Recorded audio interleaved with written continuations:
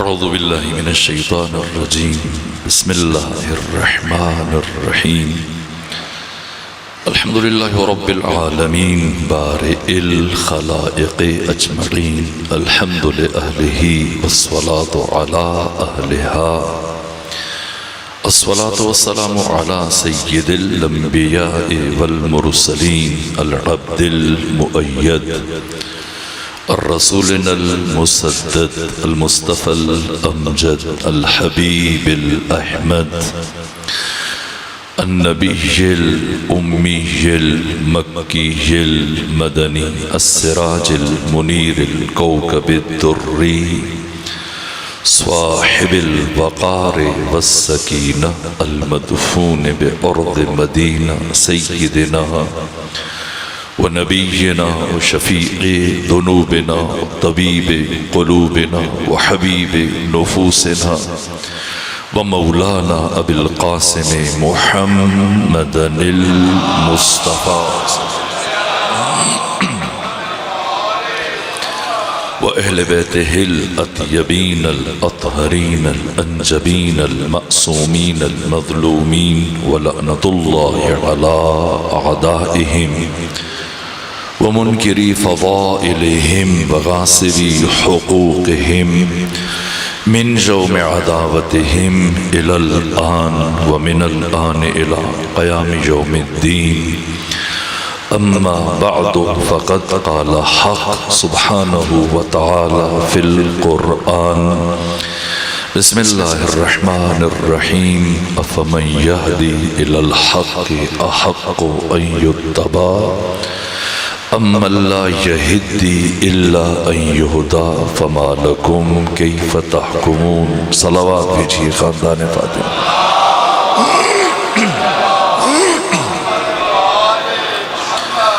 آقا امام زمانہ کی بارگاہ میں اور آپ تمام مومنین کی خدمت میں امام جعفر صادق علیہ السلام کی شہادت کا پرسہ اور تعزیت پیش کرتا ہوں.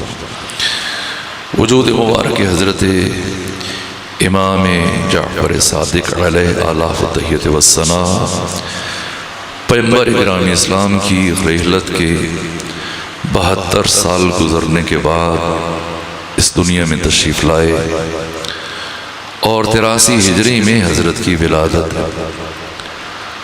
اور پھر 30 سال آپ نے نائب امام کی حیثیت سے گزارے. اپنے بابا امام محمد باقر علیہ السلام کی امامت میں جس میں سے پہلا حصہ 12 سال اپنے دادا امام علی زین العابدین کی امامت میں گزارے اور اس کے بعد 18 سال 10 مہینے اور 12 دن اپنے پدر بزرگوار امام محمد الباقر کی امامت میں گزارے اور پھر 114 ہجری میں امام کی امامت کا آغاز ہوا اور 148 ہجری تک برابر آپ نے 35 سال امامت فرمائی. مولا متقیان سے لے کر امام حسن عسکری تک ان تمام ائمہ میں ظاہری عمر کے اعتبار سے سب سے کبیر السن. پیغمبر اسلام کی عمر مبارک 63 سال تھی وقت وفات اور جناب سیدہ 18 برس کی عمر میں شہید ہوئی. مولا متقیان بھی 63 برس کی عمر میں اور پھر امام حسن مجتبیٰ 47 سال کی عمر میں شہید ہوئی. امام حسین علیہ السلام 57 برس کی عمر میں جام شہادت نوش کیا. امام علی زین العابدین آپ کی بھی شہادت کے وقت عمر 57 سال تھی. تمام ائمہ میں سے 4 امام ہیں جو 57 برس کی عمر میں شہید ہوئے. دوسرے امام علی زین العابدین، پھر امام محمد باقر علیہ السلام آپ کی بھی شہادت 57 برس کی عمر میں ہوئی. اور اس کے بعد پھر آقا امام جعفر صادق علیہ السلام کے آپ کی شہادت 65 برس کی عمر میں ہوئی. پھر آپ کے بیٹے ہیں امام موسیٰ جن کا لقب کاظم ہے، آپ 55 برس کی عمر میں شہید ہوئے۔ پھر آپ کے پوتے امام علی ابن موسیٰ الرضا کہ جو آپ سے 25 دن کے بعد جن کی ولادت ہوئی، آپ کی شہادت کے بعد ان کی عمر مبارک بھی 55 سال ہے۔ اور اس کے بعد پھر امام محمد تقی 25 سال کی عمر میں شہید ہوئے، اور امام علی نقی 40 برس کی عمر میں شہید ہوئے، اور امام حسن عسکری 28 برس کی عمر میں جام شہادت نوش کیا۔ اس اعتبار سے تمام ائمہ میں او پیغمبر کو بھی شامل کریں تو ظاہری سن کے اعتبار سے کبیر السن 65 سال حیات طیبہ، 30 سال نائب امام کی حیثیت سے، 35 سال امامت فرمائی، اور بچپنے ہی میں 83 ہجری میں آپ دنیا میں آئے۔ عبد الملک بن مروان کے دور حکومت 86 ہجری میں عبد الملک بن مروان کی موت ہوئی، اور اپنی زندگی کے آخری دنوں میں عبد الملک بن مروان جب حکومت کر رہا تھا، 26 ممالک ہیں، 3 بر اعظم ہیں، ابن خلدون نے تحریر کیا، اور ایک قدری مناظر اس کے پاس پہنچا اور اپنے نظریات اور عقائد بیان کیے عبد الملک بن مروان کے سامنے، اور کہا اپنے علماء کو بلاؤ، دانشوروں کو، فقیہوں کو بلاؤ، محدثین کو، مفسرین قرآن کو بلاؤ، آئیں، آ کر میرے ان نظریات کا جواب دیں، اور سنو، اگر تمہارے علماء میرے سوالوں کا جواب نہ دے سکے، اعتراضات کا جواب نہ دے سکے، تو پھر تمہیں میرے نظریات کو پوری اسلامی دنیا میں جاری کروانا پڑے گا۔ اس نے کہا قبول ہے۔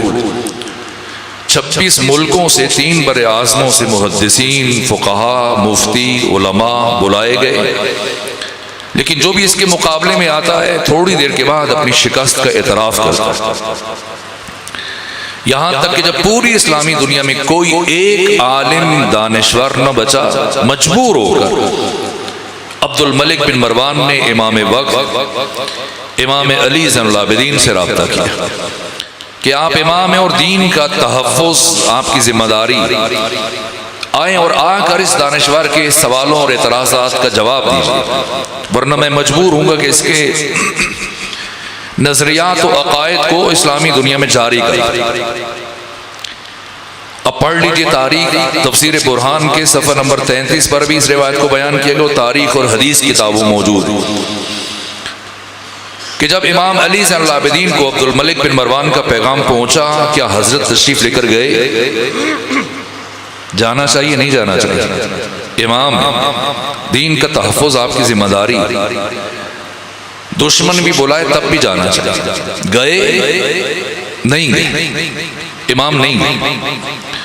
اس کے بعد آپ کے خود نہیں ہیں تو خود نہیں جا رہے کسی بھی وجہ سے، تو اپنے بیٹے کو بھیج دیں، امام محمد باقر علیہ السلام کو، انہیں بھیجا، انہیں بھی نہیں بھیجا، نہ خود گئے نہ اپنے بیٹے امام محمد باقر کو بھیجا۔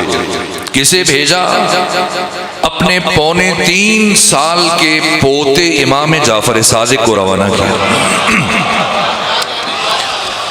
ایک غلام کے ہمراہ امام مدینے سے شام کا سفر طے کر کے جب پہنچے، عبد الملک بن مروان کی نگاہ پڑی دربار میں، کہا یہ بچہ کون ہے؟ کہا یہ علی زین العابدین امام سجاد کا پوتا ہے۔ تو کہا یہاں کیا کر رہا ہے؟ کہا وہ خود نہیں آئے، انہیں بھیجا ہے مناظرے کے لیے۔ تو غصے سے پیچو تاب کھانے لگا کہ اگر خود نہیں آنا تھا نہ آتے، میرے ساتھ یہ مذاق تو نہ کرتے کہ ملک کے تمام دانشور جس کے مقابلے میں شکست کا اعتراف کر چکے ہیں، یہ 2.5-3 سال کا بچہ کیا بات کرے گا اسے؟ یہ گفتگو اس دانشور اور مناظر کے کانوں سے ٹکرائی، تو جیسے ہی سنا ہنسنے لگا۔ کہا عبد الملک بن مروان آپ بڑے علماء، ختم ہو گئے، چھوٹے چھوٹے بچوں کو میرے مقابلے میں لے کے آ رہے ہیں، توہین ہے کہ میں ایسے بچے سے گفتگو کروں، ایک 3 برس کے بچے کے ساتھ میں بحث کروں، مناظرہ کروں، مباحثہ کروں۔ جیسے اس کے الفاظ سنے امام جعفر صادق علیہ السلام نے تو کہا کہ غرور علمی میں مبتلا نہ ہو، اور تکبر علمی کا شکار نہ ہو جائے. تمہیں زیادہ دیر انتظار نہیں کرنا پڑے گا. جو بھی مسئلہ ہے، جو بھی سوال ہے، پوچھ لو. جب یہ اعتماد دیکھا تو کہا سب سے پہلی بات تو یہ ہے جس کا ابھی تک کوئی مسلمان دانشور فقیہ اور محدث جواب نہیں دے سکا. میرا عقیدہ از روئے قرآن یہ ہے کہ انسان اپنے ہر عمل میں اور زندگی کے ہر فعل میں مستقل ہے، اور اللہ کو بندے کے کسی بھی عمل میں اور کسی بھی فعل میں اور کسی بھی کام میں مداخلت کا حق حاصل نہیں، دخل و تصرف کا حق حاصل نہیں. امام نے پوچھا قرآن پڑھا ہے؟ کہا میں حافظ کل قرآن. کہا پھر سورہ فاتحہ سناؤ. اس نے سورہ فاتحہ شروع کی، بسم اللہ الرحمن الرحیم الحمدللہ رب العالمین الرحمن الرحیم مالک یوم الدین ایاک نعبد و ایاک نستعین. آگے بڑھنے لگا. امام نے فرمایا رکو، ٹھہرو. کہا کیوں؟ سورہ تو مکمل کرنے دیجیے. امام نے فرمایا ضرورت نہیں. کہا کیوں؟ فرمایا بس اتنا بتا دو جب تمہارے عقیدے کے مطابق اللہ کو بندے کے کسی بھی عمل میں دخل و تصرف اور مداخلت کا حق حاصل نہیں ہے تو پھر ایاک نستعین کہہ کے خود اللہ کو مداخلت کی دعوت کیوں دے رہے؟ جیسے ہی سنا ہل کر رہ گیا ہو، اور بلا فاصلہ اور بے ساختہ اس کی زبان سے یہ لفظ جاری ہوا، جملہ جاری ہوا، اللہ عالم حیث یجعل رسالتہ. اللہ بہتر جانتا ہے اپنی رسالت کو کون سے خاندان میں قرار دے. یقین ہو گیا کہ جو پہلے آ رہے تھے وہ اور تھے اور جو اب آیا وہ اور ہے. آگے بڑھا، دست بوسی کی اور کہا مجھے اپنے شاگردوں میں شامل کر لیجیے. یہ امام جعفر صادق. اور اس طرح سے امام نے 30 سال گزارے نائب امام کی حیثیت سے، اور پھر 35 سال آپ کا عہد امامت، جن میں سے پہلے 17 سال چند مہینے بنو امیہ کے عہد حکومت میں گزارے، اور پھر 132 ہجری میں چونکہ بنو امیہ کی حکومت ہمیشہ کے لیے 92 سال گزارنے کے بعد ختم ہوئی اور بنو عباس کی حکومت شروع ہوئی، تو اگلے 17 سال اور 6 مہینے بنو عباس کے عہد حکومت میں گزارے. یہ 35 سال پہلے امام ہیں جنہیں موقع ملا جب بنو امیہ اور بنو عباس مہا ماویزی میں مبتلا تھے اور جنگ میں مصروف تھے، اس فرصت سے فائدہ اٹھایا. اس سے پہلے کسی امام کو یہ موقع نہیں ملا. اس کے باوجود کہ آپ علوی ہیں، حسنی ہیں، حسینی ہیں، موسوی ہیں، مہدوی ہیں، لیکن پوری اسلامی دنیا میں دوست دشمن آپ کو جعفری کہہ کے بلاتے ہیں. کیوں؟ اس لیے کہ آپ کے امام جعفر صادق کو یہ موقع ملا پہلی مرتبہ کہ اپنے علوم کو ظاہر فرمائے. اور جب امام نے یہ سلسلہ شروع کیا اپنے بابا کے چھوڑے ہوئے 11 شاگردوں سے، اور بڑھتے بڑھتے ان 11 شاگردوں کی تعداد 4000 تک جا پہنچی. اور شروع میں اگر کوئی مناظرہ کرنے کے لیے آپ کے پاس آتا کسی بھی ملک سے اٹھ کر کسی بھی موضوع سے متعلق، امام خود گفتگو کرتے. کوئی توحید سے متعلق بات کر رہا ہے، کوئی خدا کا انکار کر رہا ہے، کوئی خدائی کا دعویٰ کر رہا ہے، تفصیلات ہیں، اب وقت نہیں کہ میں بہت تفصیل میں جاؤں. اور کوئی نبوت کا دعویٰ کر رہا ہے، کوئی نبوت کا انکار کر رہا ہے. چونکہ بنو امیہ کا پیچیدہ ترین دور گزارا جس میں جہالت کو عام کیا گیا، تو اب ان حالات میں خود مناظرہ کرتے. یہاں تک کہ ایک مرتبہ ایک جملہ عرض کروں اور ایک مناظر تھا جس کا نام عبداللہ تھا. یہ مناظرے کے لیے آیا امام کے پاس اور ہزاروں شاگرد ہیں آپ کے درس میں بیٹھے ہوئے.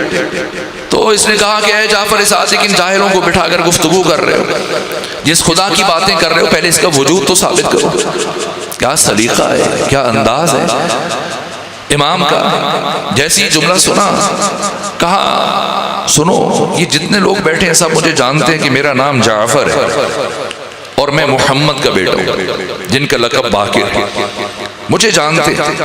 اس سے پہلے کہ ہم مناظرہ شروع کریں، گفتگو شروع کریں، تم بھی اپنا تعارف کروا دو. جیسے سنا اس نے تو حیرت سے پھٹی ہوئی نگاہوں سے امام کے چہرے کی طرف دیکھ رہا. اور کچھ وقت گزرنے کے بعد ایک مرتبہ اس نے سر جھکایا اور پھر اس مسجد سے باہر نکل گیا. اور جیسے ہی وہ گیا تو امام کے شاگرد اور صحابی ابو بصیر عرض کرنے لگے فرزند رسول ہم تو بڑے خوش تھے، یہ مباحثے کے لیے آیا، مناظرے کے لیے، گفتگو کے لیے آیا، اور آپ اسے مناظرہ کریں گے، سوال و جواب ہوں گے اور ہمارے علم میں بھی اضافہ ہو جائے گا، لیکن آج آپ نے گفتگو نہیں کی. مناظرہ نہیں، اور ایسی سے جانے دیا۔ امام نے فرمایا مناظرہ ہو گیا اور آنے والے نے اپنی شکست کا اعتراف بھی کر لیا کہ ہم نے تو کچھ نہیں سنا، ہم نے تو کچھ نہیں سنا۔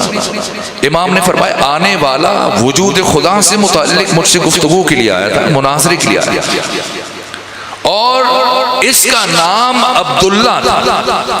یہ بحث کے لیے آیا تھا، مناظرے کے لیے کہ جعفر صادق میرے لیے خدا کے وجود کو ثابت کرو، اور خود اس کا اپنا نام عبداللہ تھا۔ اور جب میں نے اس کا نام پوچھا تو زیرک آدمی تھا، سمجھدار تھا، ہوشیار تھا، سمجھ گیا کہ جعفر صادق میرا نام کیوں پوچھ رہے،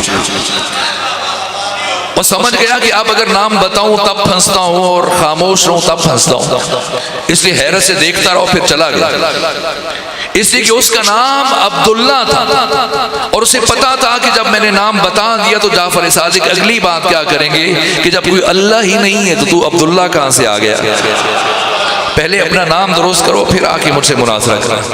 یہ اسلوب ہے، سلیقہ ہے، مناظرات، اس کے اوپر کتابیں لکھی گئی، ملحدین کے ساتھ، ابن اول اوجا کے ساتھ، ابو شاکر دیسانی کے ساتھ، ابن درہم کے ساتھ، شروع میں خود مناظرہ کرتے اور پھر رفتہ رفتہ اتنی بڑی شخصیتوں کو تیار کیا ہے علوم کہ علوم قرآن میں جناب حمران جیسی برجستہ اور قداور شخصیت کو تیار کیا، لغت میں اور ادبیات میں ابان بن تغلب جیسی شخصیت کو تراشا اور تیار کیا، حکمت و فلسفہ میں حشام بن حکم کو تیار کیا، علم کلام میں عقائد میں مومن طاق کو تیار کیا، علم فقہ میں حلال و حرام میں اور ان 56 ابواب فقہ میں جناب زرارہ جیسی شخصیت کو تراشا ہے، علم حدیث اور علوم حدیث میں ابو بصیر کو تیار کیا، اور علم کیمیا میں، علم کیمسٹری میں جابر بن حیان جیسی شخصیت کو تیار کیا۔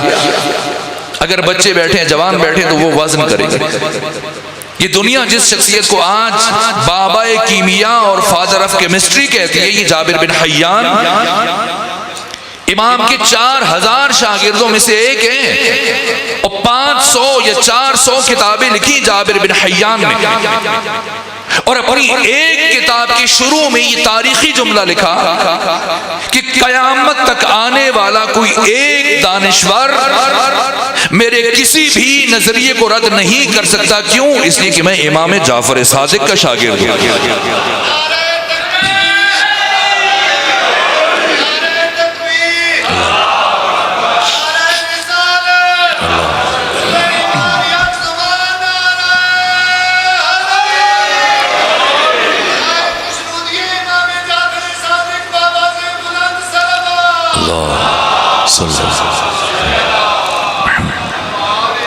شروع میں اگر کوئی مناظر فقی محدث آتا خود بات کرتا، اور جب ان شخصیتوں کو تراشا تیار کیا مختلف علوم میں، یہ پہاڑ سے وزنی نہ، تو اب اگر کوئی مناظرے کے لیے آتا، گفتگو کے لیے، تو امام پوچھتے بتاؤ کس بارے میں بات کرنا چاہتے ہو؟ اگر کہتا ہے علم کلام میں، فرماتے مومن طاق سے بات کرو، اگر کہتا حدیث میں، فرماتے ابو بصیر سے بات کرو، اگر کہتا فقہ میں، فرماتے زرارہ سے بات کرو، اگر کہتا حکمت میں، فرماتے حشام بن حکم سے بات کرو، اگر اصرار کرتا اور ضد کرتا نہیں میں آپ سے مناظرہ کرنا چاہتا ہوں، امام فرماتے ان سے گفتگو کرو، ان سے مناظرہ کرو، اگر تم نے ان میں سے کسی ایک کو بھی شکست دے دی تو سمجھ لینا تم نے جعفر صادق کو شکست دی۔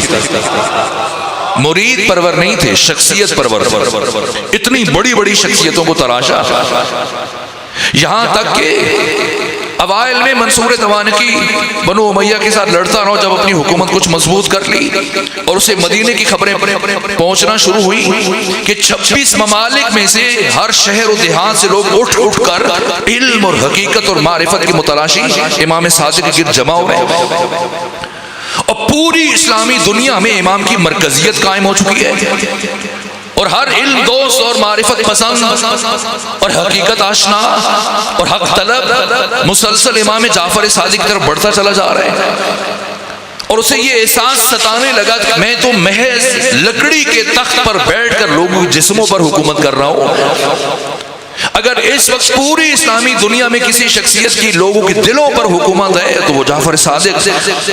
اس کی نیندیں حرام ہو گئیں، احساس کمتری کا شکار ہوا، احساس محرومی کا شکار ہوا، اور پریشانی میں اس نے اپنے مشیروں کو بلایا، خواص کو بلایا، کہ کیا کروں؟ جس طرح سے محبوبیت بڑھتی چلی جا رہی ہے امام صادق کی، این ممکن ہے کہ مجھے اس مسند سے محروم ہونا پڑے، تو کیا کروں کہ ان کی مرکزیت ختم ہو جائے؟ تو اس کے مشیروں میں سے اس کے وزیر نے، وزیر اعظم نے مشورہ دیا، فضل ابن ربیع نے کہا اگر چاہتے ہو کہ ان کے درس پر پابندی لگا دی جائے تو ایک طریقہ ہے، تم بنو عباس کے تمام سرداروں کو جمع کرو، سارے گورنر بلاؤ، خواص کو بلاؤ، مفتیوں کو، محدثین کو، علماء، دانشور، سب کو اکٹھا کرو اپنے دربار میں، اور ان سب کی موجودگی میں کسی ایک ایسے عالم کا انتظام کرو کہ وہ امام جعفر صادق سے ایسے سوال پوچھے کہ وہ ان کا جواب نہ دے سکے، اور جب جعفر صادق ان سوالوں کا جواب نہ دے سکے تو پھر تم ان کے درس پر پابندی عائد کر دو، چونکہ ان کے پاس علم نہیں ہے تو یہ پڑھانے کی صلاحیت نہیں رکھتے، سکھانے کی صلاحیت نہیں رکھتے، تو ان کے درس پر ہمیشہ کے لیے پابندی عائد کر دو، تو ان کی محبوبیت اور مرکزیت خود بخود ختم ہو جائے گی۔ اسے تجویز پسند آئی، اور اب اس نے ڈھونڈنا شروع کیا کہ کوئی ایسا عالم مل جائے، دانشور مل جائے، کوئی محدث اور فقیہ مل جائے جو اس کے دربار میں امام جعفر صادق سے ایسے سوال پوچھے کہ امام لاجواب ہو جائے۔ اور جب اس نے ڈھونڈنا شروع کیا تو پوری اسلامی دنیا میں 3 بر اعظموں میں 26 ممالک میں جو بھی عالم ملتا ہے یا تو براہ راست امام جعفر صادق کا شاگرد ہے یا آپ کے شاگردوں کا شاگرد ہے، یہاں تک کہ مسلسل تتبع تفحص چھان پھٹک کے بعد تلاش کرنے کے بعد ایک شخصیت کو تلاش کیا، نعمان بن ثابت جن کی کنیت ابو حنیفہ، انہیں دربار میں بلایا اور کہا میں نے آپ کا بڑا نام سنا ہے اور آپ کے علم کی بڑی شہرت سنی ہے اور آپ بڑے ذہین اور حاضر جواب ہیں، میں چاہتا ہوں کہ آپ جعفر صادق سے کچھ ایسے سوال پوچھیں کہ وہ لاجواب ہو جائے۔ کہ نہیں، میں یہ کام نہیں کر سکتا، اس لیے کہ وہ میرے استاد اور میں ان کا شاگرد رہ چکا ہوں۔ کہ ٹھیک ہے آپ پڑھتے رہے ان سے، لیکن اگر تم میرا یہ کام کرو تو میں سرکاری سطح پر تمہاری امامت کا اعلان کر دوں گا اور تمہیں امام اعظم کا خطاب دوں گا، اور اتنا عطا کروں گا کہ تمہاری نسلوں کے لیے کافی ہو جائے گا۔ بالآخر تحریض کے یا تخویف کے نتیجے میں ڈرایا دھمکایا اور لالچ دی قائل کیا، تو نعمان ابن ثابت ابو حنیفہ نے کہا کہ پھر مجھے مہلت دیں، وقت دیں کہ میں وہ سوال تیار کر سکوں، ایسے سوال کہ پھر جعفر صادق ان کا جواب نہ دے سکے۔ کہ جتنا جی چاہے آپ وقت لیجئے اور سوال تیار کریں، بس وہ لاجواب ہو جائے۔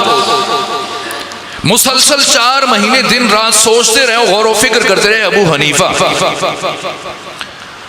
اور 4 مہینے غور و فکر کے بعد 40 سوال تیار کیے، اور عباسی حکمران منصور دوانکی کے پاس چل کے کہا کہ اب وہ سوال تیار کیے کہ مجھے یقین ہے کہ جعفر صادق ان کا جواب نہیں دے پائے گا، اگر کچھ کا دے لیا تو سب کا جواب نہیں دے پائے گا، تو آپ کا مقصد حاصل ہو جائے گا۔ یہ خوش ہوا اور اس نے قاصد روانہ کیا اور سپاہی بھیجے مدینہ امام کی طرف، اور امام کو مدینہ سے بغداد بلوایا،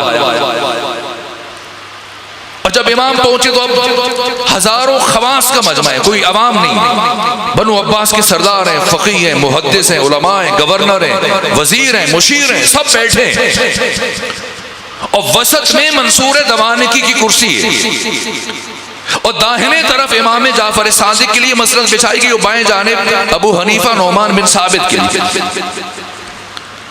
اور اب منصور دوانکی نے اپنی گفتگو کا آغاز کیا، کہا ہے امام جعفر صادق یہ ہمارے ملک کے بہت بڑے فقیہ ہیں، عالم ہیں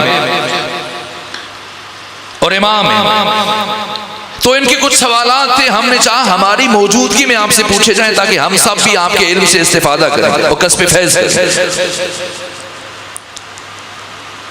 اب یہ شخص برابر 2 سال امام کا شاگرد رہ چکا ہے، اور اہل تسنن کی کتابوں میں جا کے دیکھیں کہ ان کا اعتراف ہے، یہ جملہ کہا ابو حنیفہ نے بار بار کہا کہ لولا السنتان لہلک النعمان، اگر امام جعفر صادق کی شاگردی میں 2 سال نہ ملے ہوتے تو نعمان ہلاک ہو جاتا، اور کسی نے پوچھا عمر کتنی ہے؟ 70 سال عمر تھی، بڑھاپے میں کہ کتنی عمر ہے آپ کی؟ کہ 2 سال۔ 2 سال۔ اس نے سوچا شاید تھکے ہوئے ہیں یا بے خیالی میں کہہ دیا، کہ نہیں میں آپ کی عمر پوچھ رہا ہوں، کہ میں بھی وہی بتا دوں۔ آپ کی تو آپ تو معمر ہیں، سفید ریش ہیں، کیسے ممکن ہے آپ کی عمر کا؟ بس وہی 2 سال جو امام جعفر صادق کی صحبت میں گزرے۔ اور دنیا انہیں امام اعظم کہتی ہے۔ خود وزن کیجئے گا اس جملے کا کہ جس امام کی صحبت میں صرف 2 سال رہنے والا شاگرد ساری امت کے لیے امام اعظم بن جائے، اس جعفر صادق کی اپنی امامت کا معیار کیا ہوگا؟ تعارف کروایا منصور دوانکی نے تو امام نے بس ایک جملہ کہا، یہ ظرف کی بلندی کی انتہا ہے۔ نہیں کہا کہ کسے لے کے آگے ہوئی تو میرا شاگرد ہے، نہیں، بس اتنا فرمایا ہم انہیں جانتے ہیں، ان سے کہیے جو پوچھنا چاہتے ہیں پوچھیں۔ 40 سوال نکالے ابو حنیفہ اور پہلا سوال پوچھا، فرزند رسول یہ بتائیے کہ مردار میں اور ذبیحہ میں کیا فرق ہے؟ کیوں ایک کا گوشت حلال ہے اور دوسرے کا گوشت حرام ہے؟ امام نے فرمایا خون کا فرق ہے، ایک کا خون اس کے جسم سے نکل جاتا ہے اس لیے وہ حلال ہے، اور دوسرے کا خون اس کے جسم میں رہ جاتا ہے اس لیے وہ حرام ہے۔ کہا اچھا خون کی وجہ سے؟ تو اللہ نے خون کو کیوں حرام قرار دیا؟ اگر اللہ خون کو حلال قرار دے دیتا تو کم سے کم اس مردار کا گوشت تو ضائع نہ جاتا، اور وہ غریب مفلس تو ہدس تو ہدامن مفلوق الحال ایسے محروم افراد جو سال کے بقیہ دنوں میں اپنے بچوں کو گوشت نہیں کھلا سکتے، کم سے کم مردار کا گوشت کھلا دے اور ان کو بھی گوشت کھانے کا موقع مل جائے۔ تو اللہ نے خون کو کیوں حرام قرار دیا جس کی وجہ سے اس جانور کا گوشت ضائع چلا جاتا ہے؟ امام نے فرمایا اس لیے کہ اللہ اپنے بندوں پر مہربان ہے، رؤوف ہے، کریم ہے، ان سے محبت کرتا ہے۔ کہ اللہ کے رحمان ہونے کا خون کی حرمت سے کیا تعلق ہے؟ کہ اس لیے کہ خون اپنے اندر ضرر رکھتا ہے، اگر کوئی خون پینا شروع کر دے، کھانا شروع کر دے، خون استعمال کرے تو اس میں اس کا نقصان ہے، اور اللہ کبھی بھی کسی نقصان دہ شے کو اپنے بندوں پر حلال قرار نہیں دے سکتے۔ کیا نقصان ہے خون میں اگر کوئی خون استعمال کرے؟ فرمایا 3 نقصان ہے۔ پہلا نقصان اگر کوئی خون کھانا یا پینا شروع کر دے سے کوڑ یا جزام کی بیماری لاحق ہو جائے گا۔ دوسرا نقصان قسی القلب ہو جائے گا، پتھر دل ہو جائے گا، سنگ دل ہو جائے گا، درندہ بن جائے گا۔ اور تیسرا نقصان اس کے جسم سے ایسی بدبو اٹھے گی، تعفن اٹھے گا کہ دوسروں کے لیے ناقابل برداشت ہو جائے گا۔ کہ اچھا خون میں اتنا نقصان ہے، اتنا ضرر ہے، اور مردار کا گوشت انسان کو اتنا نقصان دے سکتا ہے؟ امام نے فرمایا ایسا ہی ہے۔ تو کہا پھر ہمیں کیسے پتا چلے کہ قصاب نے جو گوشت ہمیں بیچا ہے یہ مردار کا یا ذبیحہ کا؟ اب آپ تو یہاں پر رہتے ہیں مینگن میں اور اطراف میں چکوال میں، اور آپ خوب چھان بین کر کے اپنے سامنے یا جانور ذبح کرتے ہیں یا جاننے والے قصاب سے لیتے ہیں۔ آپ نے پڑھا ہوگا کہ چند سال پہلے لاہور میں کیا ہوا کہ برابر کئی سال مسلسل اہل لاہور گوشت کے نام پہ کیا کیا کھاتے ہیں۔ تو کہا کہ فرزند رسول کیسے پتا چلے کہ جو گوشت ہم بازار سے خرید کر لائے ہیں یہ گوشت مردار کا ہے یا ذبیحہ کا ہے؟ ممکن ہے قصاب نے خیانت کی ہو اور ہمیں مردار کا گوشت بیچ دے۔ امام نے فرمایا اگر تم گوشت خرید کر لاؤ اور تمہیں شک ہو کہ مردار کا ہے ذبیحہ کا ہے تو گھر لانے کے بعد اس گوشت کو آگ پر رکھو، اگر سکڑنا شروع ہو جائے تو ذبیحہ اور اگر پھیلنا شروع ہو جائے تو مردار ہے۔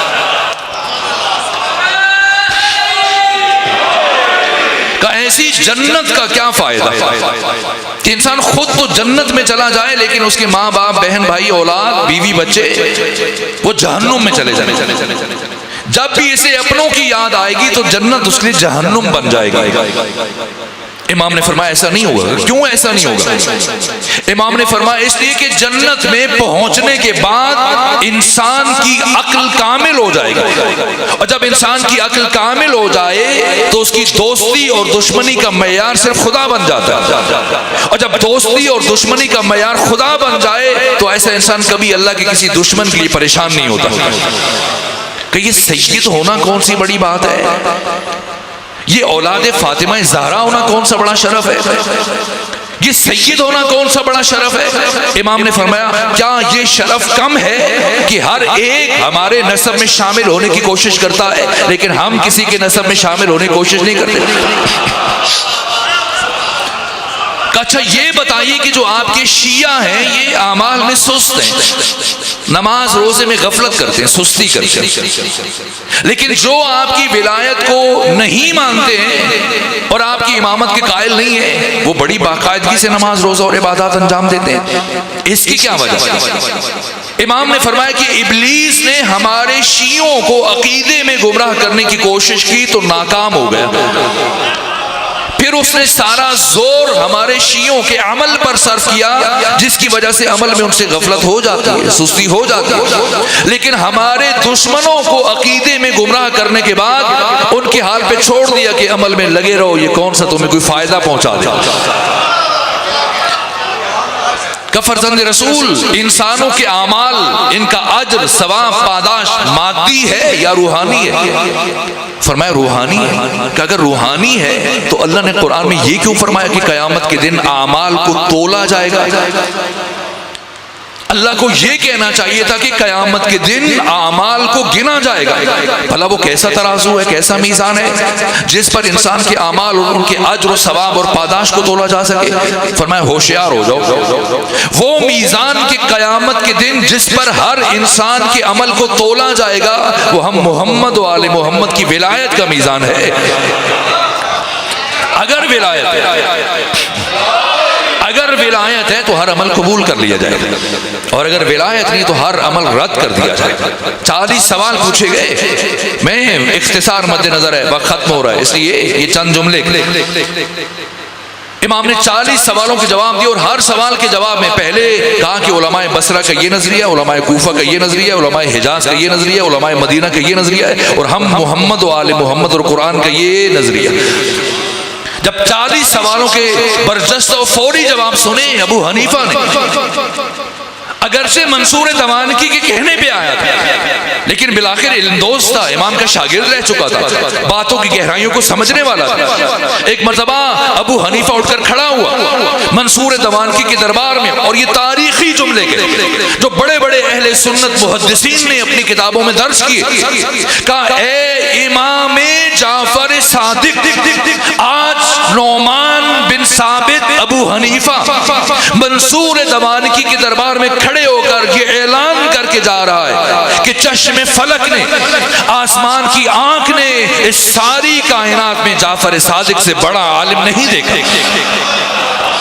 یہ علم ہے امام، یہاں تک کہ امام واپس مدینہ تشریف لے گئے، اور جناب ابو حنیفہ اس سے پہلے 2 سال تو مسلسل پڑھا، اور پھر جب بھی کوئی مشکل پیش آتی تھی امام کے پاس چلے جاتے، 1 مہینے بعد، 2 مہینے بعد، 3 مہینے بعد، لیکن اب 2 سال سے زیادہ عرصہ گزر گیا اور ہمت نہیں پڑی کیسے جاؤں۔ جس نے انگلی پکڑ کے چلنا سکھایا میں اس کی چھڑی قیمت لگا رہا ہوں، جس نے بولنا سکھایا میں اس کے مقابلے میں آ گیا تو بڑی تکلیف دہ بات ہے، تو اب ہمت نہیں کہ سامنا کرنا۔ اور جب 2-2.5 سال گزر گئے تو سوچا اب غصہ ٹھنڈا ہو گیا ہوگا اور اب ناراضگی ختم ہو گئی ہوگی، تو یہ گئے مکہ میں اور حج کے لیے، اور وہاں سے مدینہ آئے، اور جب مدینہ آئے تو امام کے گھر کے باہر دروازے پر دستک دق الباب کیا، اور امام کے غلام نے دروازہ کھولا، اور جب دیکھا سامنے ابو حنیفہ کھڑے ہیں تو کہا کہ مجھے امام کی طرف سے تاکید ہے کہ میں کچھ لوگوں سے ملاقات نہیں کروں گا اور ان میں آپ کا نام بھی شامل ہے، تو آپ واپس تشریف لے جائیے۔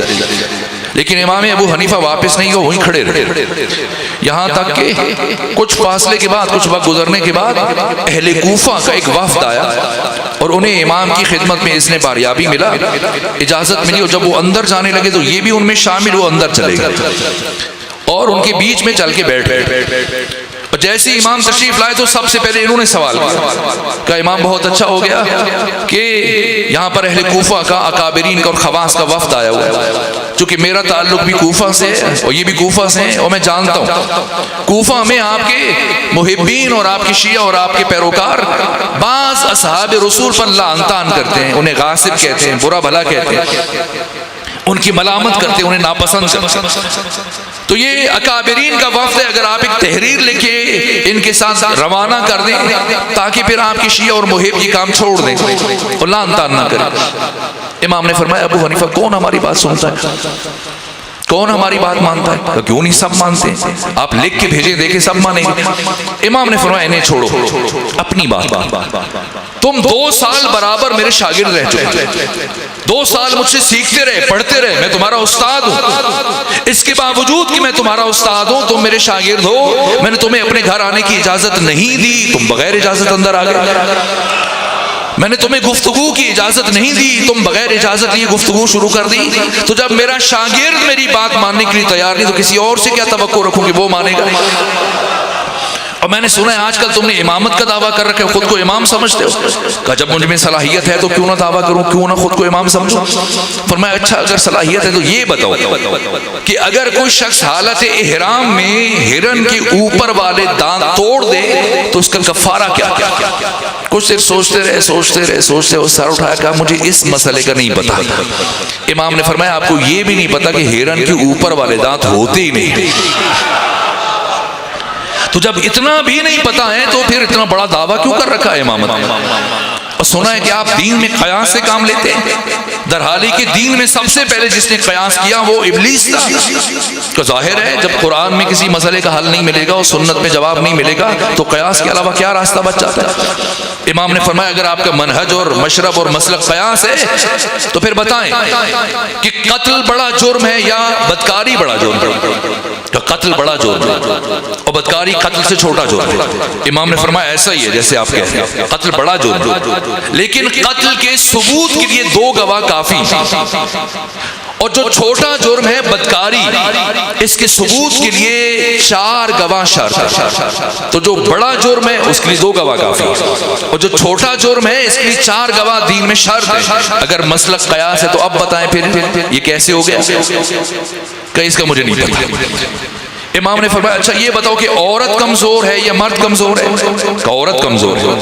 کہا جو کمزور ہے اس کا میراث میں، وراثت میں حصہ زیادہ ہونا چاہیے تاکہ اس کی کمزوری اور ضعف اور ناتوانی کا جبران ہو جائے۔ کہا ایسا ہے۔ امام نے فرمایا لیکن برعکس ہے، عورت کا حصہ کم ہے۔ کیوں؟ کہ نہیں معلوم۔ کہ بتاؤ نماز افضل ہے یا روزہ افضل ہے؟ کہ نماز افضل ہے۔ امام نے فرمایا ایسا ہی ہے، نماز روزے سے افضل ہے۔ لیکن جب ایک عورت مہینے کے کچھ دن کسی وجہ سے نماز نہیں پڑھ سکتی اور روزہ نہیں رکھ سکتی اور بعد میں جب دوبارہ پاکی کی حالت میں پلٹتی ہے تو اس پر روزوں کی قضا تو واجب ہے لیکن نماز کی قضا نہیں ہے۔ تو جو افضل ہے اس کی قضا نہیں ہے اور جو افضل نہیں ہے اس کی قضا واجب ہے۔ کیوں؟ کہ نہیں معلوم۔ امام نے فرمایا بتاؤ وہ کلمہ کیا ہے جس کا آغاز کفر ہے اور جس کا اختتام اسلام ہے؟ کہ نہیں معلوم۔ امام نے فرمایا یہ بتاؤ عاقل کسے کہتے ہیں؟ کہا جو خیر و شر میں فرق کر سکے۔ امام نے فرمایا یہ کام تو جانور بھی کر لیتے ہیں۔ قرآن نے عاقل کسے کہتے ہیں؟ کہ نہیں معلوم۔ امام نے فرمایا بتاؤ نیکی کا کمال کیا ہے؟ کہ نہیں معلوم۔ اس نے 40 سوال پوچھے تھے، امام نے ہر سوال کا جواب دیا۔ آج امام نے بھی اسے پورے 40 سوال پوچھے، وہ کسی ایک سوال کا جواب نہیں دے پائے، اور سب سے آخر میں جو امام نے سوال پوچھا وہ سورہ مبارکہ تکاثر کی آیت نمبر 8 پڑھی کہ یہ بتاؤ، یہ جو قرآن مجید کی آیت ہے کہ ثم لتسألن یومئذ عن النعیم، کہ پھر قیامت کے دن نعمتوں سے متعلق سوال کیا جائے گا کہ بتاؤ یہ کون سی نعمتیں؟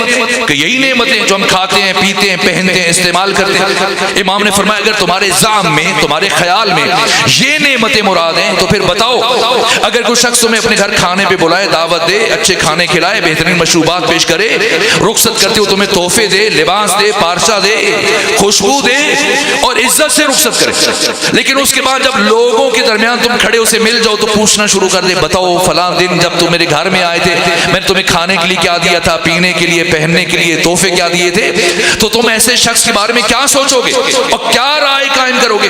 کہ یہی سمجھوں گا بہت کمینہ شخص ہے، بہت کم ظرف ہے کہ جو کھلانے کے بعد، پلانے کے بعد، تحفے دینے کے بعد جتلا رہا ہے۔ امام نے فرمایا اب بتاؤ خدا کے بارے میں کیا خیال ہے؟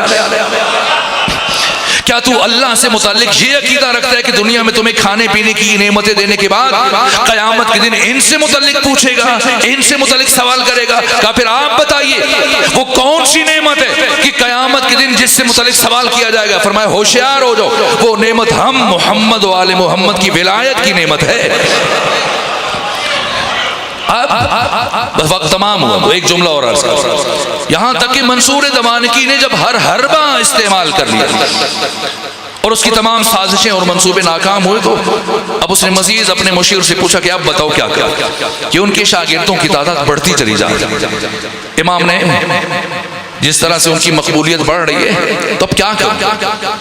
تو فضل ابن ربیع نے دوبارہ مشورہ کیا کہ تم ان کی شاگردوں پر ٹیکس عائد کر دو اور یہ اعلان کرو سرکاری سطح پر کہ آج کے بعد جو جعفر صادق کے پاس جائے گا اسے امام سے مسئلہ پوچھنے کے لیے پہلے سرکاری خزانے میں 1 درہم ٹیکس جمع کروانا پڑے گا، لیکن جو ہمارے امام کے پاس جائے گا مسئلہ پوچھنے کے لیے اسے تشویق کے طور پر، جائزے کے طور پر اس کو 1 درہم انعام دیا جائے گا۔ تو اب سناٹا طاری ہو گیا، پریشانی شروع ہو گئی اور خلوت ہو گئی۔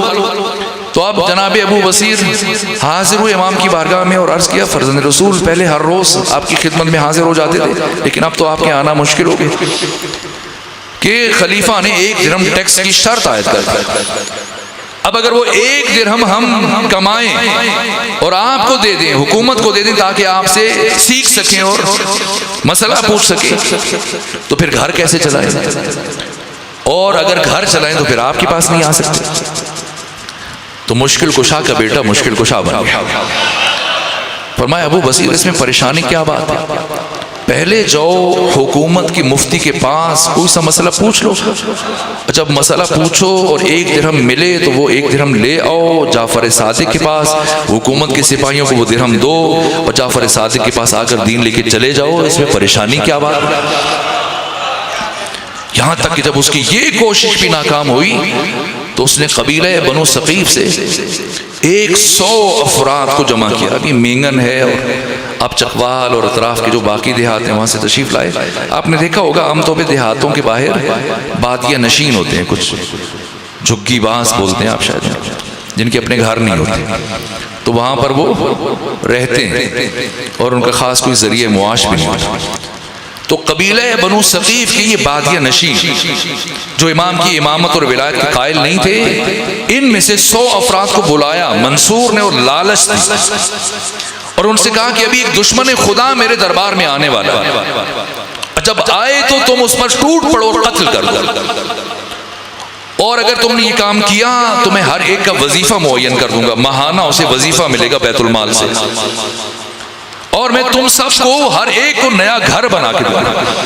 اور خوش ہو گئے وہ کہ دشمن خدا کو مارنے کے بعد ہمیں یہ کچھ مل جائے گا، اور اس نے کہا کسی پر الزام بھی نہیں آئے گا اور کسی کو سزا بھی نہیں دی جائے گی کہ تم پورے 100 افراد آپ کی تلواریں لیے انتظار میں کہ جیسے وہ فرد آئے ٹوٹ تو منصور نے ادھر سے امام جعفر صادق کو بلوایا، اور جیسے ہی امام اس کے دربار میں تشریف لائے تو داخل ہوئے۔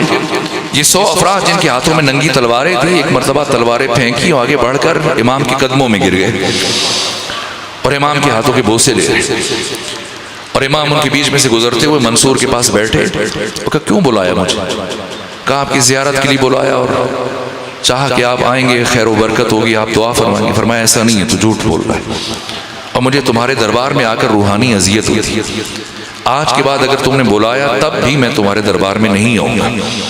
یہ کہہ کے امام چلے گئے اور منصور نے ان 100 افراد کو ڈانٹنا شروع کیا کہ میں نے تمہیں کس مقصد کے لیے بلایا تھا اور تم کیا کرنے لگ گئے؟ ان کا منصور تم نے ہمارے ساتھ جھوٹ بولا، تم نے کہا کہ ایک دشمن خدا آ رہا ہے، اور جو تمہارے دربار میں آیا وہ ہمارا وہ محسن تھا کہ تم نے حکمران ہونے کے باوجود تمہاری ذمہ داری تھی، آج تک تم نے کبھی ہماری داد رسی نہیں کی، کبھی ہماری خبرگیری نہیں کی، لیکن یہ وہ شخص تھا آنے والا جو ہر رات کی تاریکی میں اپنے کندھوں پر روٹیاں اور غلہ اور اناج رکھ کر ہمارے بچوں کے کھانے کا اہتمام کرتا تھا۔ ہمارے ضمیر نے گوارا نہیں کہ ہم اپنے محسن کو قتل کر دیں۔ یہاں تک کہ 3 مرتبہ اس شقی نے امام کے گھر کو آگ لگائی۔ بس آپ تفصیلی شہادت مجلس کے اختتام پر سنیں گے، میں 2 جملے عرض کروں کہ مجلس مکمل ہو جائے۔ 3 مرتبہ امام کے گھر کو آگ لگائی، جب تیسری مرتبہ آگ لگائی تو امام کا گھر جل کر راکھ ہو گیا۔ آپ کی 3 بیٹیاں ہیں، 4 فرزندان ہیں، اور امام نے سب کو اپنی پناہ میں لیا، اور یہ رات گزر گئی۔ ایک مشکل جملہ ہے، اگر سن سکے تو عرض کروں، صرف آگ نہیں لگائی، جب آگ لگ گئی تو خود منصور بھی مدینے میں موجود تھا، اور اس نے محمد بن سلیمان مدینے کے گورنر سے کہا کہ جعفر صادق کو ساتھ لے کے آنا۔ سنیں گے امام صادق کو کس حال میں گھر سے دربار تک لے کے جایا گیا؟ اللہ کی قسم 61 ہجری میں جس طرح علی کی شیر دل بیٹی کو کربلا سے کوفہ سے شام لے کے جایا گیا، اس سے زیادہ مشکل انداز سے امام جعفر صادق کو گھر سے دربار لے کے گئے۔ حالت کیا تھی؟ آپ کے سر پر امامہ نہیں تھا۔ کہا ابن سلیمان رک جاؤ، مجھے سر پہ امامہ رکھنا۔ کہ نہیں، اجازت نہیں ہے، منصور آپ کا انتظار کر رہا ہے، نہ پاؤں میں جوتے ہیں، نہ سر پہ امامہ ہے، نہ کندھوں پہ عبا ہے۔ اس حال میں محمد بن سلیمان اس کے ساتھ 200 سپاہی تھے۔ جب امام کو گھر سے لے کے جایا جا رہا تھا، باقی سب گھوڑوں پر سوار تھے، اور امام کو انہوں نے بازو سے پکڑا ہوا پیدل کس توہین اور بے ادبی کے ساتھ لے کر گئے۔ وہاں پر منصور دوانکی نے 3 مرتبہ تلوار کی طرف ہاتھ بڑھایا، لیکن پھر ہاتھ کھینچ لیتا تھا۔ اور فضل ابن ربیع نے امام کے جانے کے بعد منصور سے پوچھا کہ میں نے دیکھا اور تمہارا ارادہ بھی تھا کہ تو قتل کرے گا، لیکن قتل نہیں کیا، 3 دفعہ ہاتھ لے کر گیا پھر پیچھے ہٹا لیا۔ کہا میں جب بھی تلوار کی طرف ہاتھ بڑھاتا تھا تو سامنے پیغمبر اسلام کھڑے ہوتے اور مجھ سے کہتے کہ اے منصور میرے بیٹے جعفر صادق کو قتل نہ کرنا، تو میں ہاتھ واپس کھینچ لیتا۔ بس میرے عزیزو، آج 16 شوال ہے، جو گزشتہ شب ہے اس میں امام کی تدفین ہوئی۔ آخری جملہ عرض کرتا، ائمہ میں سے سب سے بڑا جنازہ امام جعفر صادق علیہ السلام کا تھا۔ مدینے کی گلیاں اس طرح سے لبریز تھیں، اطراف سے آپ کے شاگرد اہل مدینہ ٹوٹ پڑے تھے، اہل مکہ جمع تھے، سر ہی سر نظر آ رہے تھے، اور انتظار میں تھے کہ اب امام کا نماز جنازہ گلی میں لایا جائے۔ عجیب طرح سے شہادت ہوئی۔ میں نے پڑھا 4 ائمہ کو جو زہر دیا، باقی ائمہ کو جو زہر دیا، ان میں سے 4 اماموں کو جو زہر دیا گیا وہ سب سے مشکل زہر۔ ان میں سے ایک امام جعفر صادق ہے، زہر اتنا شدید تھا کہ ایک مرتبہ امام کے جگر کے ٹکڑے کٹ کٹ کے زمین پر گر رہے ہیں، پاؤں کے تلوے پھٹ گئے، ہاتھوں کی انگلیوں سے خون جاری ہوا ہے، آنکھوں سے خون جاری ہوا۔ اس حالت میں آخری وقت میں امام نے جب پانی طلب کیا تو امام موسیٰ کاظم نے جب پانی پیش کیا، امام کے ہاتھوں میں راشا تھا، کپ کپی تھی، وہ جام امام کے ہاتھ سے نیچے گرا۔ دوبارہ امام موسیٰ کاظم نے جام بھر کے پیش کرنا چاہا کہ نہیں، میں چاہتا ہوں کہ اپنے جد حسین کی طرح دنیا سے پیاسا رخصت ہو۔ اور بس جب روح قفس انصری سے پرواز ہوئی، ایک جملہ امام کی جب شہادت ہوئی تو اب جب امام موسیٰ کاظم نے ارادہ کیا اپنے بابا کا نماز جنازہ اٹھائے، 3 بیٹیاں، ایک بیوی کا نام اسماء ہے، ایک بیوی کا نام ام فروا ہے، آپ کی والدہ کا نام بھی ام فروا تھا، آپ کی بیٹی کا نام بھی ام فروا، اور تیسری بیٹی کا نام فاطمہ ہے۔ یہ تینوں بیٹیاں اپنے بابا امام جعفر صادق کے جنازے سے لپٹ گئی ہیں۔ جب جنازہ نہیں چھوڑ رہی تھی اور امام موسیٰ کاظم بار بار کہہ رہے تھے کہ افراد انتظار کر رہے ہیں، اب بابا کا جنازہ لے کے جانا ہے، اور جب دیکھا کہ آپ کی تینوں بہنیں امام صادق کے جنازے سے الگ نہیں ہو رہی ہیں تو آگے بڑھ کر بڑی شفقت سے، بہت احترام سے، بڑے آرام سے اپنی ایک ایک بہن کو الگ کیا امام صادق کے جنازے سے۔ بس ایک جملہ عرض کروں گا، آقا امام جعفر صادق، آپ کے گلوئے اطہر میں رسی ڈالی گئی، آپ کے سر پر امامہ رکھے بغیر آپ کو گھوڑوں کے ساتھ دوڑایا گیا، آپ کے گھر کو آگ لگائی گئی، یہ ساری باتیں، لیکن آج جب آپ کا نماز جنازہ ادا کرنے کا مرحلہ آیا، پورا مدینہ چھلک کر جمع تھا اور آپ کا جنازہ اتنی عزت و احترام سے اٹھایا گیا، اور جب آپ کی بیٹیاں آپ کے جنازے کے ساتھ لپٹی ہوئی تھی، امام موسیٰ کاظم نے بڑی محبت سے آپ کی بیٹیوں کو آپ کے جنازے سے الگ کیا، لیکن اے امام جعفر صادق، آپ کے جد حسین کے جنازے پر وہ مرحلہ جب آپ کو شہید کیا جا رہا تھا تو ایک مرتبہ 4 برس کی بچی سکینہ تلے زینبیہ پر اپنی پھوپھی زینب کے ساتھ کھڑے ہو کر جب یہ منظر دیکھ رہی تھی کہ جب ایک مرتبہ شمر ابن ذوالجوشن نے امام حسین کی داڑھی کو بائیں ہاتھ سے پکڑا، دائیں ہاتھ سے امام حسین کے رخسار پر تماچے مارنا شروع کیے، تو اس بچی نے، امام کی بیٹی نے ثانیہ زہرا سے کہا کہ پھوپھی اماں میرے بابا کو مارا جا رہا ہے، کچھ چارہ کیجئے، لیکن ثانیہ زہرا نے فرمایا آپ کے بابا کی وصیت ہے، میں یہاں سے آگے نہیں بڑھ سکتی۔